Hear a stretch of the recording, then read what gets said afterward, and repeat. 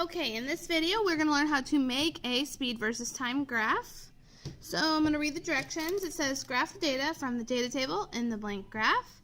Put the time on the x-axis and speed on the y-axis. Answer the questions that follow. Don't forget to include all things that a graph must have. The first thing I'm going to do is I'm going to label my axes like it told me to. So on the x-axis it said to put time.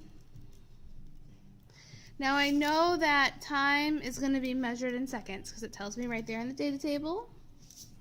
And then this way I'm going to put speed, which is going to be measured in kilometers per hour, which it tells me right there. As far as the numbers go, recall how to do this. You're going to have to do this every chapter for the rest of the year. So you take, for time, for example, you take the biggest number. We're going to divide by how many boxes there are. 1, 2, 3, 4, 5, 6, 7, 8, 9.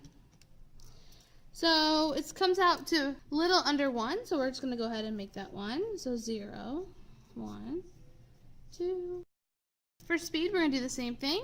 The biggest number to graph is 85. Don't be mistaken, the last number is not always the biggest number. So 85, we're going to divide by how many boxes there are. 1, 2, 3, 4, 5, 6, 7, 8, 9, 10. So that's 8.5. I'm going to round that up to 10. Graphs also need a title, so let's go ahead and title this speed versus time. Now let's graph our points. So they're just like in math class. We have 0, 0, so we're going to have a point there. 1, 5. Halfway between the 0 and 10. I'm not going to talk you through all of these. Go ahead and graph your points. Okay, I'm going to do a best fit line. So, questions.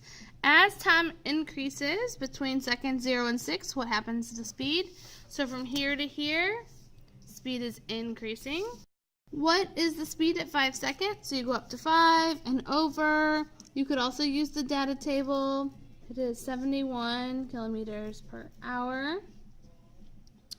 What is the approximate speed in 5.5 seconds? So you go up. So I'd say that's about 80. If the data continued at the same rate that appears on the graph, predict the speed at 9 seconds. So I've done that for you. So I'd say that's about 15. If this graph was the speed of a car, what did the driver do between 6 and 8 seconds? Well, the driver applied their brakes because they slowed down.